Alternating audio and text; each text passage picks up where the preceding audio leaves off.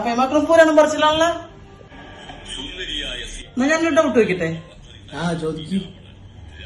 ഹിന്ദു ദൈവങ്ങളിലെ ശിവനും പാർവതിയും നിൽക്കുമ്പോ ശിവന്റെ കയ്യിൽ തൃശൂലുണ്ട്.